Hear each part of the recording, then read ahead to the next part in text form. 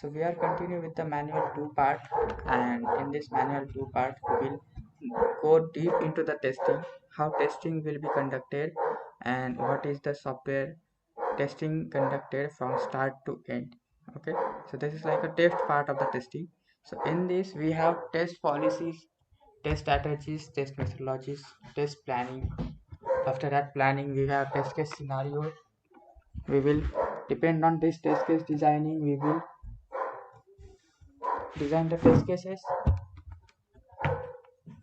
First we have to find out the what are the test scenarios we have to test. After that we have test cases, then we have to review these test cases. Okay, so review is there. So test case review will be conducted from the senior member, then execution, then test summary report. After that we have test defect reports and test closure report. Okay, so we are starting from that test policy. So test policy will be created from the CEO of the company. Okay, how to test the application, or what we have to do in this application, how we will do that. So that is conducted from the test policy for the from the company. Okay, CEO of the company which will conduct which will form the test policies on which we have to test the application. So what is the test policies? So we will see here. So test policy is like company level document. It's a document, okay, which will be created and which will use us how to test the application. Okay, in that we have test policies. So what we have in test policies, like we are having objective of the project, why we are creating this project. Okay, so suppose we are working on any project and we have to test that project. Okay, so we have test policies created at the first stage when the project will be will be start. Before that we are going to check with the test policy. So test policy is nothing but the document which will be created to make sure what is the objective of your project.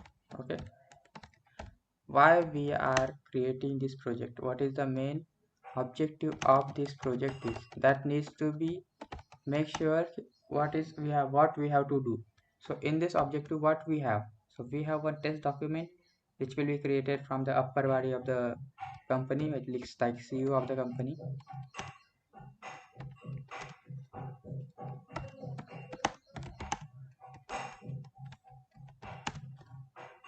Okay,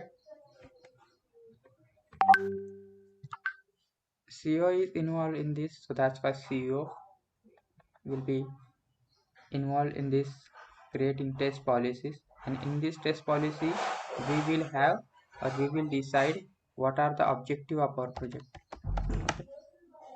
So what are the objective of our project? So first thing is why we are creating that project, because we want to earn revenue, earn money from that project, right?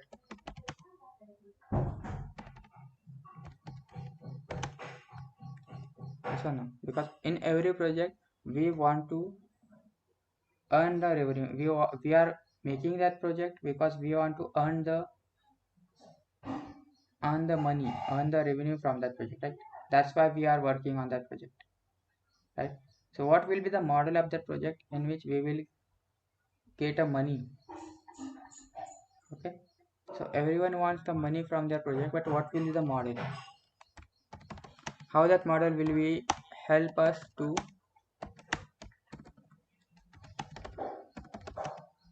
earn revenue or make money? Okay, so every project has a different aspect, different side how they will make the money. So that was the important. So first thing is the earn revenue, how you are earning the revenue from the project. And second is like what is the domain of the project. So there are so many different domains from the companies. So in test policy we will check how to earn a revenue and what is the domain of the project. So there are different telecom like the domains. First one is telecom domain. You can see e-commerce domain. Okay, we have banking domain.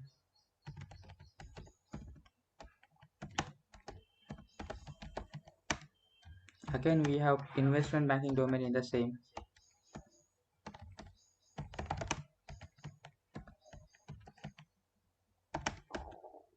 Okay. After that, we have insurance domain. It's also in the banking domain.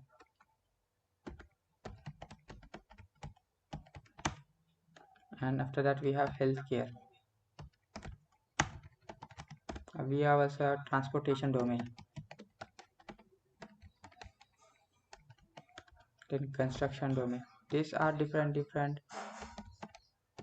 domains we can see if you are working in IT industry.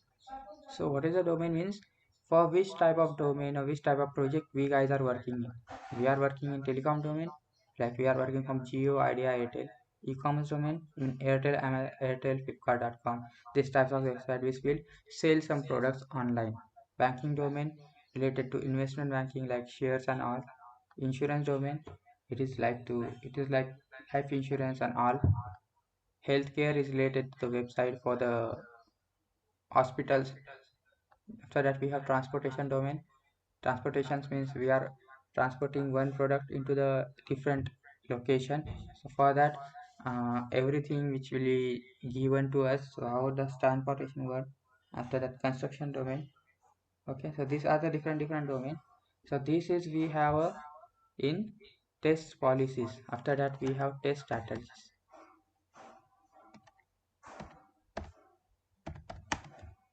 Okay, so what will be there in the test strategies is like whatever we have create means test policy is created. After that, we are going to check with the test strategies. So test strategies will be created from project manager. Okay, so test strategy means what?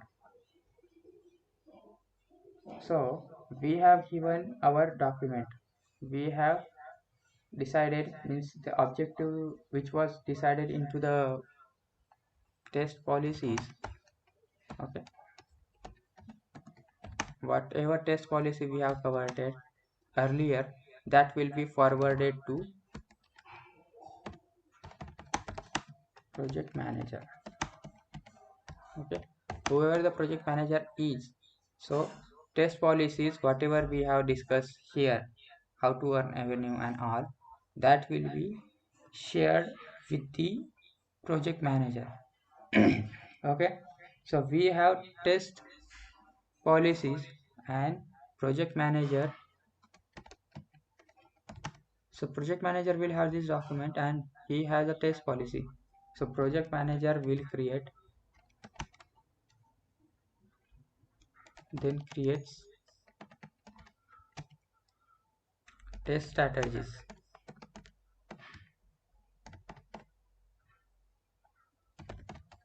So what are these test strategies, or what is meant by test strategy, that we will see here.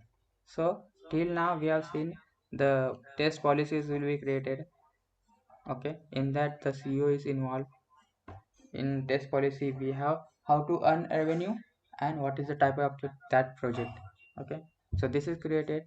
After that, we have test strategies. So that test policies will be forwarded to the project manager, and project manager is going to decide the test strategies. So why is going to create a test strategy? Because we want to achieve objective, right, which will be given in our, which will be provided to us by test policies.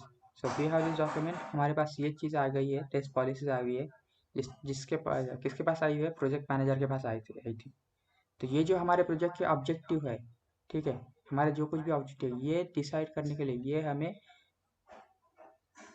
Find करने हैं। तो इसके लिए हम लोग क्या करते हैं, हमें अगर ये अचीव करने हैं हमारे test policies objective of that project, तो हमें कुछ टेस्ट स्ट्रैटेजीज यूज करने पड़ेंगे।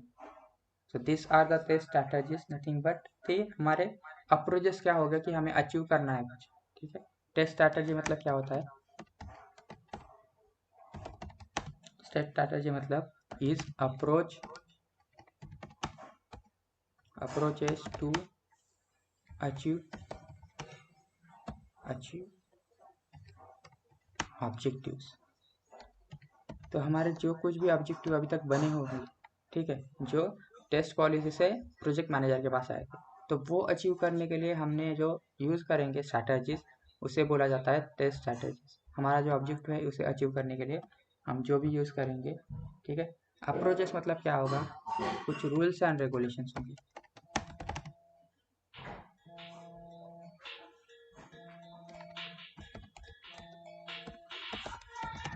वन मिनट ना।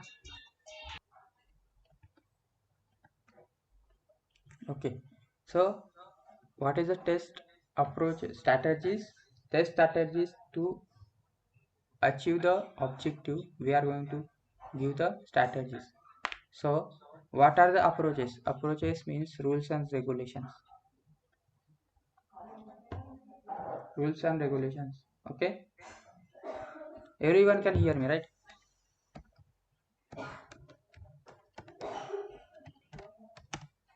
Hello. Yes, sir, we can hear. So approaches means, so test strategies में जो अप्रोचेस रहेंगे वो अचीव अप्रोचेस लगेंगे हमें अचीव करने के लिए ऑब्जेक्टिव्स, ठीक है। तो ये अप्रोचेस मतलब क्या है कि रूल्स एंड रेगुलेशंस है जिससे हम लोग हमारे ऑब्जेक्टिव अचीव करने वाले हैं, ठीक है। तो एग्जांपल लेंगे कि हमारे स्ट्रैटेजीज क्या क्या हो सकता है, ठीक है। स्ट्रैटेजीज के एग्जांपल देता हूँ क्या क्या हो सकती है, किस तरह से हम हमारे ऑब्जेक्टिव कर सकते हैं अचीव, ठीक है।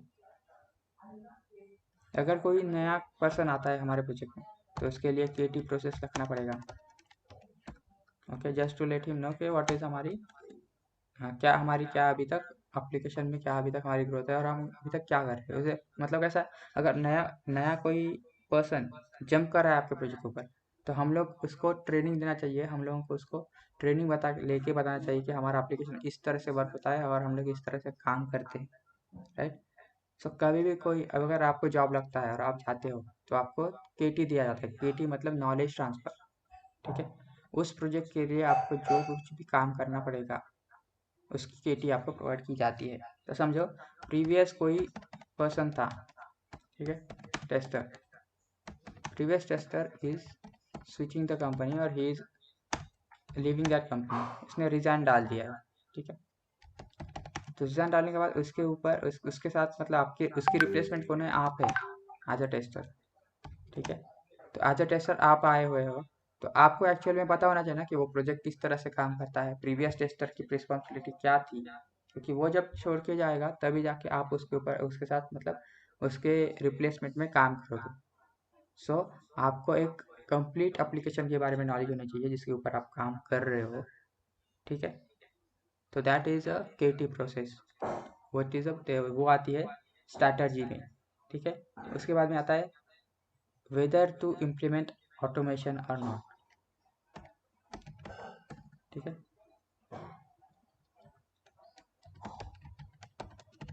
ऑटोमेशन और नॉट, अगर क्लाइंट का बजट नहीं रहेगा, ठीक है। अभी कैसा है ऑटोमेशन में ज़्यादा पैसे लगता है लेकिन वो ऐसा फ्री मतलब ज़्यादा अच्छा है क्योंकि हमारा काम बहुत सिंपल हो जाता है ऑटोमेशन में, ठीक है। लेकिन क्लाइंट का बजट ही नहीं है ये करने के लिए, ऑटोमेशन के लिए, तो हमारे पास फिर क्या ये है ऑप्शंस क्या है कि हम लोग मैन्युअली टेस्ट कर सकते हैं। अगर पूरा एप्लीकेशन ही है वहाँ पर अगर ऑटोमेशन की ज़रूरत नहीं है, अगर क्लाइंट बोलता है we don't want automation, because उसमें क्या होता है अगर मैनुअल टेस्ट काम करेगा ना तो मैनुअल टेस्टर समझो 3 साल का एक्सपीरियंस है, मैनुअल टेस्टर को 3 इयर्स का एक्सपीरियंस है, ओके। और वो चार्ज करता है उसके लिए 8 lakhs, और उसी जगह पे अगर ऑटोमेशन टेस्टर रहेगा ना वो चार्ज करेगा 12-13 लाख। क्यों? क्योंकि उसके अंदर ऑटोमेशन में कुछ चीज़ें लगती है, एक्स्ट्रा स्किल्स लगती है, डिफरेंट फ्रेमवर्क लगते हैं, ठीक है, डिफरेंट टेस्टिंग के नॉलेज लगते हैं। अगर बजट नहीं है और ज़रूरत नहीं है ऑटोमेशन की तो हम लोग मैनुअल पे ही काम करेंगे, जैसे वो प्रोजेक्ट स्ट्रैटेजीज में डिसाइड होता है, ठीक है। उसके बाद में आता है risk management.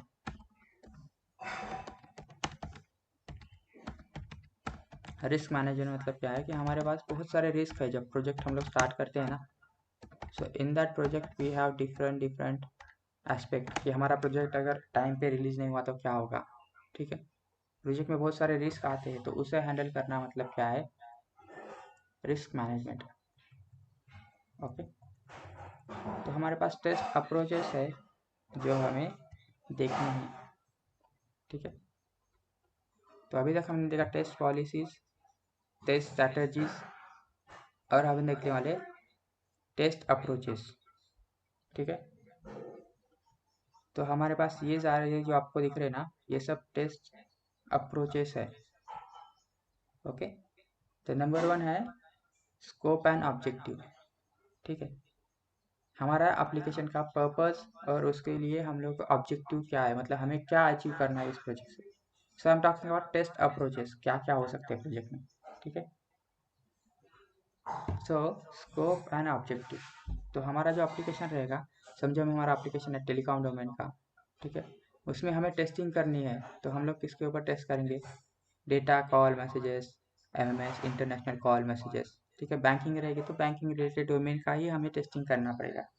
Sir related to what we are working, वो प्रोजेक्ट का स्कोप क्या है, हमें क्या प्रोजेक्ट बनाना है, उसके रिलेटेड हमें जितना भी टेस्टिंग करना चाहिए उतना ही टेस्टिंग हम लोग लेंगे। अगर हम लोग टेलीकॉम बैंकिंग टेलीकॉम डोमेन का कहाँ प्रोजेक्ट कर रहे हैं, तो रिलेटेड टेलीकॉम डोमेन को जितना भी टेस्टिंग करने के लिए हमें कुछ भी लगेगा, हम उसका यूज़ करेंगे।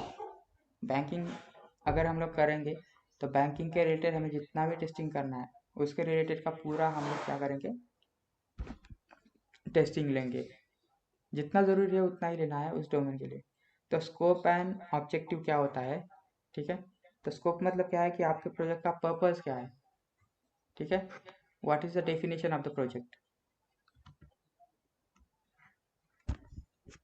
सो यहाँ पे आता है test approaches. So in this test approaches we will check, first we will check scope and objective.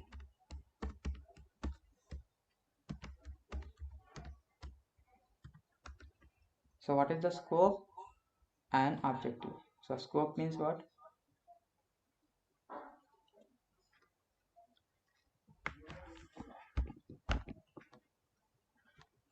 कि हमें क्या ऑब्जेक्ट मतलब क्या हमारा स्कोप क्या है एक्चुअल में, ठीक है। अभी हम लोग अगर टेलीकॉम डोमेन में काम कर रहे हैं तो टेलीकॉम डोमेन में किस तरह से काम करना है, हमें एक्चुअल में किस पे फोकस करना है, किस काम पे फोकस करना है, दैट इज अ स्कोप, ठीक है। अगर ई कॉमर्स डोमेन देख रहे हैं तो ई कॉमर्स डोमेन में अगर देख रहे हो तो ई कॉमर्स डोमेन में बहुत सारे डोमेन रहते हैं, जैसे कि amazon.com देखो, ठीक है। फ्लिपकार्ट देखो, मिंत्रा देखो, ठीक है।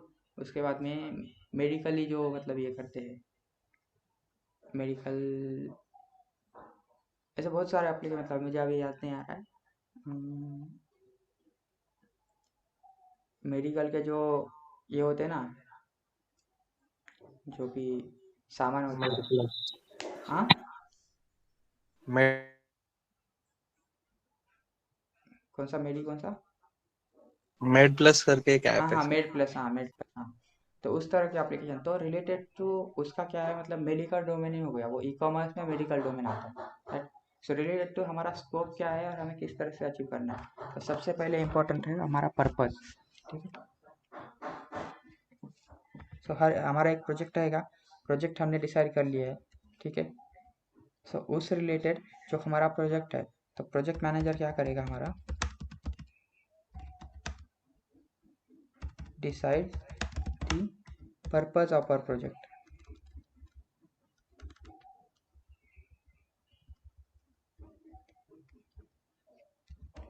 Purpose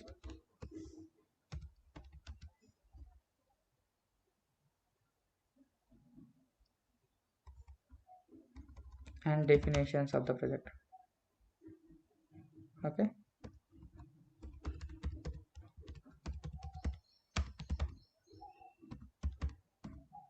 so project manager decide करता है हमारा पर्पस क्या है उस प्रोजेक्ट के बारे में, ठीक है। पर्पस क्या है और उसका डेफिनेशंस क्या है हमारा, ठीक है। सो डिपेंड्स ऑन दिस हमें डेफिनेशन, ठीक है। अभी हमने किया है पर्पस क्या है, मतलब हमें वो एप्लीकेशन क्यों बनाना है, दैट विल बी, मतलब उसका एक डेफिनेशन बनाया जाता है। और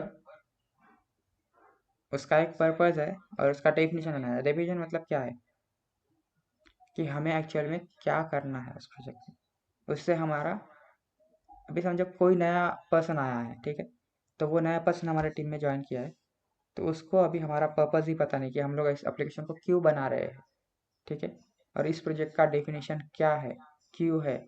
तो ये क्लियर होता है इन चीज़ों से कि पर्पज़ क्या है और हम लोग इसमें डेफिनेशन क्या है हमारे प्रोजेक्ट का। तो जैसे ये समझ में आएगा, ये जैसे ही पढ़ लेगा तो उसको समझ में आएगा ओके कि ये हमारा एप्लीकेशन बनाना है और इसके लिए हमें ये करना है। तो this is what we have in purpose and definition of the project. तो समझो हम लोग अगर paytm.com पे काम कर रहे हैं, ठीक है, हमारा अगर प्रोजेक्ट paytm.com है, ठीक है, तो paytm.com कहाँ किस डोमेन में आता है?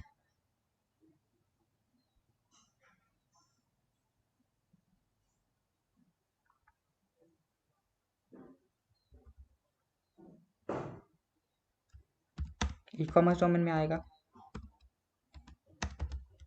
यस और नो?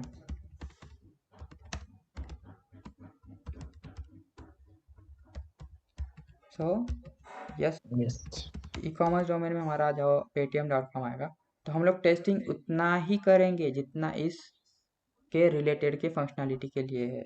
सो पेटीएम के रिलेटेड हमें जो भी एप्लीकेशन बनाना है उसके फंक्शनैलिटी के रिलेटेड ही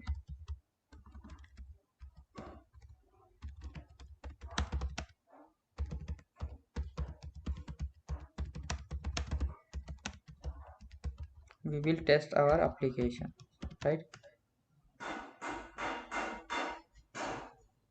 तो हमें जितना कुछ भी टेस्टिंग को लगने वाला है उस paytm.com के हिसाब से लगने वाला है। अगर हम बैंकिंग डोमेन में काम करेंगे तो इसके रिलेटेड हमें जितना भी फंक्शनैलिटी है उस एप्लीकेशन का उसके रिलेटेड ही टेस्टिंग करेंगे, ठीक है। उसके बाद में आता है बिजनेस इशू, ठीक है। ये सब स्ट्रैटेजी अप्रोचेस में ही आता है, ठीक है। ये वाला जो अप्रोच है इसी में सेकंड पॉइंट है बैंकिंग बिजनेस इशू, ठीक है। तो बिजनेस इशू मतलब क्या होता है?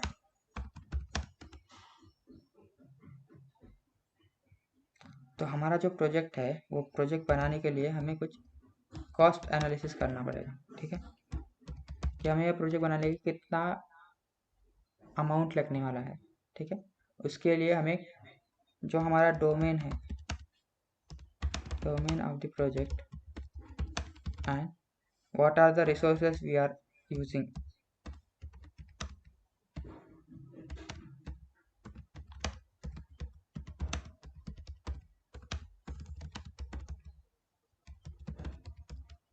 सो रिलेटेड टू दैट कि डोमेन क्या है और उसमें हमें कौन कौन से रिसोर्सेज यूज़ करने हैं, depends on this we will decide और बिजनेस इशू। मतलब इसको किस तरह से हैंडल करना है बिजनेस इशू, और हम लोग किस तरह से कंपनीज को रेवेन्यू जनरेट करके दे सकते हैं और किससे हम लोग प्रॉफिट में आ सकते हैं। ऑब्वियसली हम लोग जो प्रोजेक्ट करेंगे वो प्रॉफिट में ही जाना चाहिए, राइट, है कि नहीं। तो कितना परसेंट प्रॉफिट होना चाहिए? अभी हम लोग जो है ना, हमारा एप्लीकेशन जब भी बनेगा ना तो क्वार्टरली, मतलब क्या है, 3 मंथ्स में एक बार मीटिंग होती है। तो उस मीटिंग में बताया जाता है कि हमारा जो एप्लीकेशन है या फिर हम लोग जिसके ऊपर काम कर रहे हैं सॉफ्टवेयर है वो किस तरह से चल रहा है और कितना रेवेन्यू उसने जनरेट किया है। तो इससे क्या होता है, हम लोग एनालिसिस करते हैं। तो ऑब्वियसली कॉस्ट एनालिसिस मतलब किस तरह से होता है वो, ठीक है। तो अभी देखो हमारे जो रिसोर्सेस है, ठीक है, वो प्रोजेक्ट के अंदर जो काम करेंगे वो रिसोर्सेस कौन है? जो उस प्रोजेक्ट में काम करने वाले। तो काम करने वाले कौन कौन रहेंगे? Managers, developers, testers, business analyst, ठीक है, ये सब लोग काम करेंगे, ठीक है। तो अभी हम लोग काम करने वाले हैं तो हमारे एप्लीकेशन में समझो बहुत बड़ा एप्लीकेशन नहीं है, तो हमारे एप्लीकेशन की टीम है, मतलब अपनी जो टीम बनेगी वो समथिंग 7 या 8 पीपल्स की ही बनने वाली है, 8 पीपल। तो हर एक पीपल के लिए, हर एक प्रोजेक्ट के लिए कुछ कॉस्टिंग की जाती है। मतलब ये प्रोजेक्ट अगर बनेगा तो ये 1 साल में हम लोग इसे 1 करोड़ रुपए दे सकते हैं, ठीक है, डेवलपमेंट के लिए। टेस्टिंग के लिए। जितना कुछ काम करना है आपको, जितना कुछ भी डेवलपर्स या टेस्टर्स को देना है, जितना भी कुछ मैनेजर्स, डेवलपर, टेस्टर्स भी है, इन सब का जो काम है वो 1 करोड़ के अंदर होना चाहिए। ठीक है, सो डिपेंड्स ऑन दिस हम लोग इतना प्रोजेक्ट की टीम बनाती है। अगर 8 लोग काम करेंगे तो उसके अंदर मैनेजर्स रहेंगे, डेवलपर्स, टेस्टर्स और बिजनेस एनालिस्ट रहेंगे। तो इन सब को देख के हमें प्रॉफिट करना है। समझो अभी हमने 80 लाख में ही सब काम कर लिया। सो प्रोजेक्ट के अंदर कितना, अभी 20 लाख का फायदा हुआ है। तो 20 लाख का फायदा किसे होता है? कंपनी को होता है, राइट? ऐसा ना? तो इस तरह से क्या होता है, कंपनी को फायदा होता है कि हम लोग जो काम करेंगे, ठीक है, अभी कंपनी क्लाइंट से ले रही है एक्चुअली 1 करोड़ रुपये, लेकिन वो काम कर रही है 80 लाख में से, तो मतलब कंपनी को 20 लाख का फायदा हुआ है। ठीक है, तो हमारे जो रिसोर्स रहेंगे, तो रिसोर्स के लिए समझो 8 पीपल का टीम रहेगा। तो इसके रिलेटेड हमारा जो डेवलपर और टेस्टर का रेशियो है वो कितना होना चाहिए? ठीक है, अभी depends on the complexity of the project. Complexity मतलब क्या होती है? देखो अभी बैंकिंग डोमेन प्रोजेक्ट है। तो बैंकिंग डोमेन प्रोजेक्ट में अगर कैलकुलेशन बहुत ज़्यादा होती है, ठीक है, तो कैलकुलेशन बहुत है क्योंकि वहाँ पे बैंकिंग है, ठीक है, पैसे का प्रॉब्लम है वहाँ पे, पैसे का इम्पोर्टेंस है। तो उसके रिलेटेड हमें क्या करना पड़ेगा, उसे टेस्टिंग बहुत अच्छे से करनी पड़ेगी। तो टेस्टिंग अच्छे से करनी पड़ेगी मतलब अगर 2 डेवलपर्स काम कर रहे हैं, ठीक है, if there are 2 developers are working, then for that 2 developer we have to assign 1 tester। मतलब दो डेवलपर का काम आसान करने के लिए हमें एक टेस्टर चाहिए। अगर हमारे पास 4 डेवलपर रहेंगे तो हमारे पास 2 टेस्टर होने चाहिए। तो ये एक रेशो बनता है 2:1। ये रेशो किस चीज़ का है? ये है डेवलपर टू टेस्टर रेशो।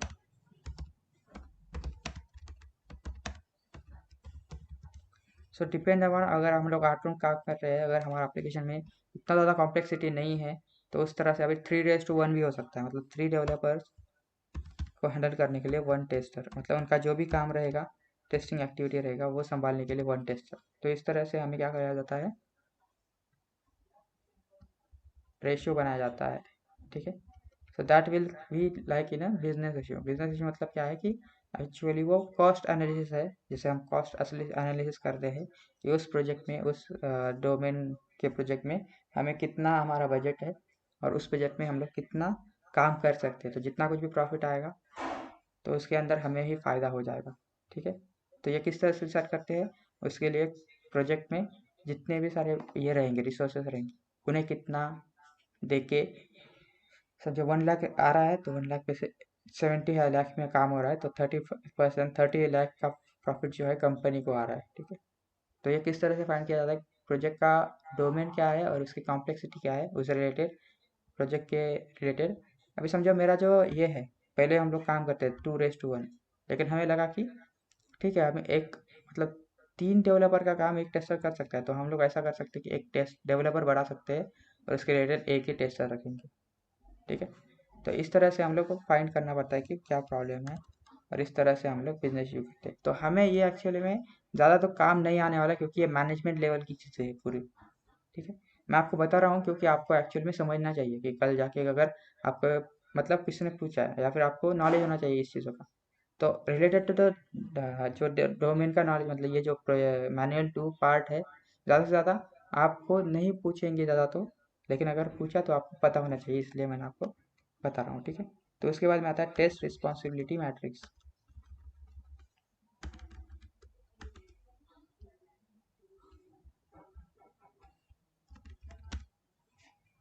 ये थोड़ा बड़ा टॉपिक है, हम लोग कर लेंगे इसको। ठीक है, मैं थोड़ा अगले टॉपिक पे ऊपर जाता हूँ।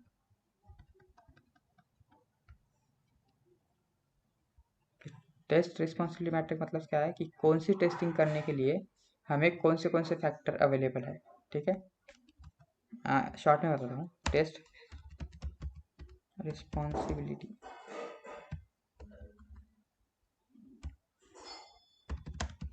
Matrix.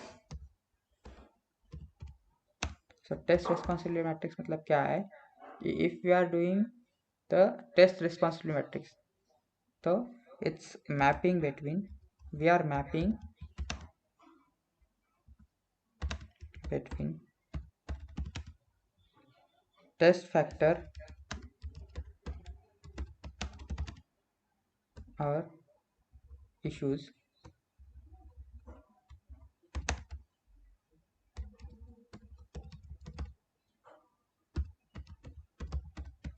with their development stages। ठीक है, तो हम लोग यहाँ पे क्या मैप कर रहे हैं, हमारे पास डेवलपमेंट स्टेजेस है। अभी डेवलपमेंट स्टेजेस कौन कौन से है, information gathering, analysis, design, coding, testing, maintenance. ठीक है, उसके बाद में इश्यूज कौन कौन से है जो हमारे पास रहते हैं, तो ऑथोराइजेशन,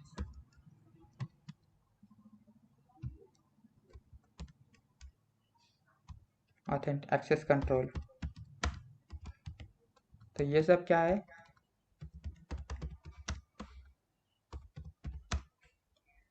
हमारे फैक्टर्स है जिसके ऊपर हम लोग टेस्टिंग करेंगे, राइट। टेस्टिंग करते वक्त हम लोग अगर टेस्टिंग करने वाले हैं तो टेस्टिंग करते वक्त हम लोग सिक्योरिटी टेस्टिंग देखेंगे। ठीक है, सो ये जो फैक्टर्स है ना, ये फैक्टर इसको हम लोग लिंक करते हैं डेवलपमेंट के साथ। ठीक है, तो वो कौन कौन से दिखते हैं। ठीक है,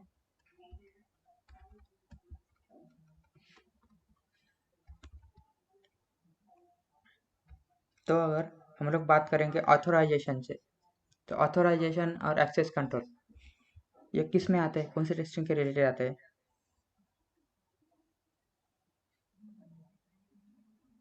सिक्योरिटी टेस्टिंग के रिलेटेड आते हैं, राइट। सिक्योरिटी।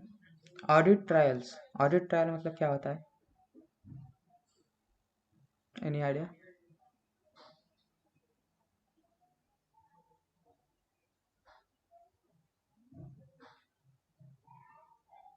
ऑडिट ट्रायल मतलब क्या होता है कि हमारे पास अगर थाउजेंड्स ऑफ रिकॉर्ड्स है डेटाबेस में, ठीक है, तो थाउजेंड्स ऑफ रिकॉर्ड्स में से हमें देखना है कि हमारे जो रिकॉर्ड्स है वो ठीक से डेटाबेस में अप्रोच हुए हैं क्या, मतलब वो ठीक से डेटाबेस में सेव हो रहे हैं क्या। तो अगर मुझे चेक करना है, ठीक है, तो चेक करने के लिए मैं हर एक सिंगल सिंगल रिकॉर्ड चेक करूँगा क्या, नहीं। मैं पर्टिकुलरली 2 या 3 रिकॉर्ड चेक करूँगा, उसके ऊपर देखूँगा कि ये डेटा ठीक से जा रहा है। अगर एक वो डेटा ठीक से जा रहा है डेटाबेस में, तो दैट इज़ ऑडिट ट्रायल।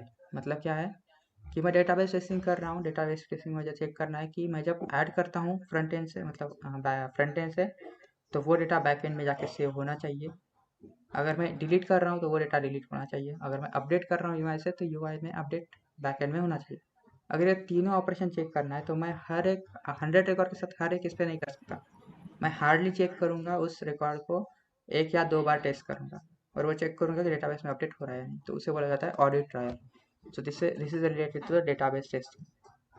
ठीक है, उसके बाद में करेक्टनेस, मतलब क्या है, फंक्शनल टेस्टिंग, फंक्शनलिटी एप्लीकेशन की ठीक से जा रही है वो चेक करना, मतलब correctness which is related to the functionality testing. उसके बाद में कंटिन्यूटी ऑफ प्रोसेसिंग, ठीक है, उसे हम इंटीग्रेशन टेस्टिंग बोल सकते हैं। कपलिंग, कपलिंग मतलब क्या है कि दो सिस्टम्स एक दूसरे के साथ कनेक्ट है और वो एक दूसरे के रिसोर्सेज क्या कर रहे हैं, शेयर कर रहे हैं। ठीक है, that is a coupling. Coupling मतलब क्या है कि एक दो अलग अलग कंपोनेंट्स है, जैसे कि गूगल पे और बैंक अकाउंट, बैंक के अकाउंट्स। ठीक है, तो डेटा जो है गूगल पे यूज़ करेगा डेटा आपके बैंक का, लेकिन बैंक क्या है, एक दूसरा प्रोजेक्ट है, एक दूसरी एंटिटी है। ठीक है, और गूगल पे एक अलग एप्लीकेशन है, तो दोनों क्या कर रहे हैं, एक दूसरे के साथ रिसोर्सेज यूज़ कर रहे हैं ना एक दूसरे को, है ना। तो दैट इज इंटर सिस्टम और कपलिंग। इजी ऑफ यूज़ मतलब क्या है, यूजबिलिटी टेस्टिंग। ठीक है, इजी टू ऑपरेट मतलब क्या है, इंस्टॉलेशन, इंस्टॉल करना, अनइंस्टॉल करना। अभी कोई एप्लीकेशन से आप जब यूज़ करते हो तो आपको इंस्टॉल करना पड़ता है। ठीक है, दैट इज इंस्टॉलेशन। अगर आपको डिलीट करना है, अगर डेस्कटॉप एप्लीकेशन है कोई, तो अगर आपको कुछ इसको डिलीट करना है तो that is related to the installation. उसके बाद में फाइल इंटीग्रिटी, फाइल इंटीग्रिटी मतलब क्या है, आपका जो डेटा है उसके रिलेटेड की information. So that is related to recovery testing and backup testing.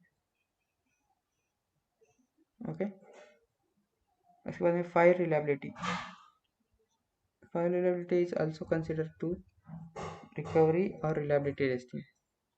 Okay, performance issue, performance check करना है तो परफॉर्मेंस चेक करना रहेगा, तो हमें परफॉर्मेंस टेस्टिंग करनी पड़ेगी। पोर्टेबिलिटी टेस्टिंग मतलब क्या है कि हमारा एप्लीकेशन किस तरह से कंपैटिबल है। ठीक है, अगर हम लोग एप्लीकेशन विंडोज़ पे यूज़ करते हैं तो वही एप्लीकेशन हम लोग iOS में यूज़ कर सकते हैं क्या? अगर iOS में यूज़ करते हो तो वही लिनक्स ऑपरेटिंग सिस्टम्स पे कर सकते हैं क्या? तो डिफरेंट डिफरेंट प्लेटफॉर्म पे कंपैटिबल होना चाहिए, पोर्ट होना चाहिए एक यहाँ से दूसरी जगह पे। अगर आप जावा करते हो तो जावा क्या है? पोर्टेबल लैंग्वेज है। क्यों है?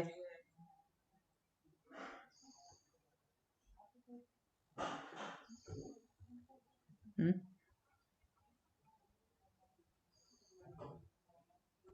Easy to run anyway. हम्म क्यों है? So support on multiple environment. हाँ, अलग अलग मशीन पे जाके आप वो कोड रन कर सकते हो, right? So that is a compatible और पोर्टेबल। ठीक है, सर्विस लेवल टेस्टिंग हमने देखी हुई है। ठीक है, कि ऑर्डर्स में जाना चाहिए सब। ठीक है, साइन अप होगा तभी लॉगिन होगा, लॉगिन होगा तभी होम पेज आएगा, होम पेज आएगा तभी जाके हम ऑर्डर प्लेस कर सकते हैं। अगर हम लोग साइन इन ही नहीं किए हैं या फिर हमारा लॉगिन ही नहीं है अकाउंट पे, तो हम लोग ऑर्डर प्लेस कर सकते हैं क्या? कुछ ऑपरेशन कर सकते हैं क्या? नहीं। To do something specific action we have to log in. तो लॉग इन होना is the first step, that is service level. उसके बाद मेंटेनेंस आता है। सो मेंटेनेंस मतलब क्या है पता है सबको?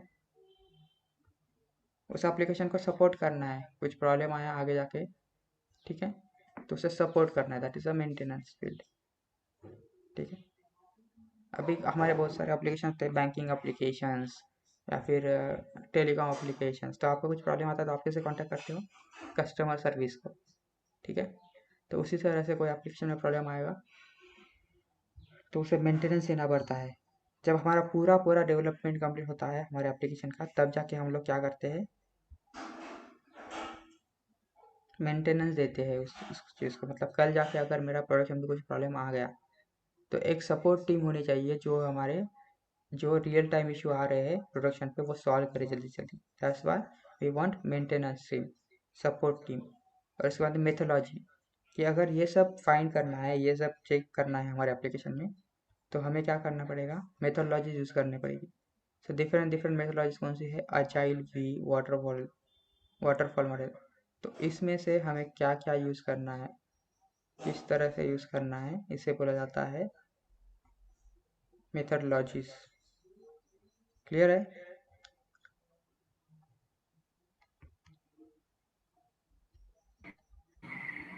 Yes, sir.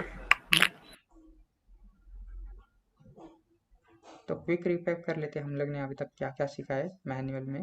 ठीक है, हमने अभी तक सीखा है टेस्ट पॉलिसीज। ठीक है, जो क्रिएट की जाती है अपर बॉडी, मतलब जो कुछ भी टॉप पर्सन रहेगा वो उस कंपनी के रिलेटेड एक कंपनी लेवल डॉक्यूमेंट बनाएगा, जिसके अंदर क्या होता है? ऑब्जेक्टिव होता है उस प्रोजेक्ट का। ठीक है, तो ऑब्जेक्टिव क्या होता है कि हमें उस प्रोजेक्ट में क्या बनाना है। ठीक है, और हमारे प्रोजेक्ट का डोमेन क्या रहेगा। सो ये जो टेस्ट पॉलिसीज है वो फॉरवर्ड की जाती है टेस्ट स्ट्रैटेजी प्रोजेक्ट मैनेजर्स को। ठीक है, ये टेस्ट पॉलिसी प्रोजेक्ट मैनेजर के पास आएगी, तो इनको ऑब्जेक्टिव को अचीव करने के लिए कुछ टेस्ट स्ट्रैटेजीज बनाई जाती है। टेस्ट स्ट्रैटेजीज मतलब क्या है? कुछ अप्रोचेस है जो हमें अचीव करने के लिए, हमारे जो ऑब्जेक्टिव है वो अचीव करने के लिए मदद करेंगे। तो अप्रोचेस मतलब क्या है? कि रूल्स एंड रेगुलेशन, कुछ रूल्स एंड रेगुलेशन हमें फॉलो करेंगे जिससे हम लोग हमारा ऑब्जेक्टिव अचीव करना है। सो रूल्स एंड रेगुलेशन क्या हो सकते हैं? जैसे कि होता है ऑटोमेशन इम्प्लीमेंट करना है क्या नहीं, केटी प्रोसेस देनी है क्या नहीं, रिस्क मैनेजमेंट क्या क्या है, प्रोजेक्ट अगर टाइम पे ख़त्म नहीं हुआ तो उसे किस तरह से हैंडल करना है। उसके बाद में आता है हमारा टेस्ट अप्रोचेस। ठीक है, तो टेस्ट अप्रोच में हमारे पास पर्पस एंड ऑब्जेक्टिव था। पर्पस मतलब हमें क्या करना है एप्लीकेशन के रिलेटेड, और ऑब्जेक्टिव मतलब किस तरह से अचीव करना है। ठीक है, बिजनेस इशू देखा, बिजनेस इशू में हमने क्या क्या देखा अभी तक? बिजनेस इशू में हमने देखा कि हमारा जो एप्लीकेशन है, ठीक है, उसका कॉस्ट एनालिसिस किस तरह से होता है, कितने रिसोर्सेस अवेलेबल है और एक प्रोजेक्ट के अंदर कितने रिसोर्सेस होने चाहिए। अगर बजट हमारा 2 करोड़ है तो 2 करोड़ के अंदर ही हम लोग क्या करेंगे? उसका डेवलपमेंट करेंगे, पूरा का पूरा एप्लीकेशन का डेवलपमेंट करेंगे तभी जाके हम लोग प्रॉफिट में रहेंगे। अगर हमें ज़्यादा एप्लीकेशन में पैसा लग रहा है तो that's why we will be in loss.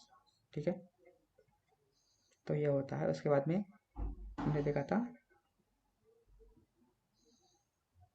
Test responsibility matrix, TRN। तो TRN में हमने क्या क्या देखा अभी तक?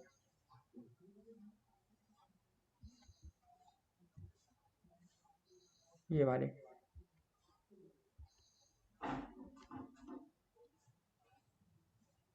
ठीक है, ये वाले फैक्टर देखे। तो अभी तक हम लोग अप्रोचेस के यहाँ तक है। ठीक है, अप्रोचेस में हम लोग अभी तक यहाँ तक आए हैं, टेस्ट रिस्पॉन्सिबिलिटी मैट्रिक्स।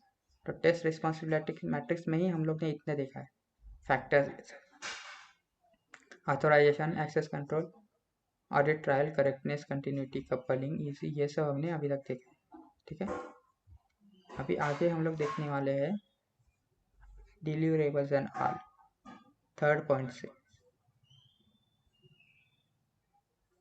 अभी तक मतलब इसके अंदर किसी को कुछ प्रॉब्लम है? आगे तक समझा नहीं होगा तो वेरी स्ट्रेट फॉरवर्ड था वो, है कि नहीं? Yes sir. तो कल आने के बाद हम लोग यहाँ से शुरू करेंगे, फोर्थ पॉइंट से, स्ट्रेटजी में टेस्ट डिलीवरेबल्स। ठीक है,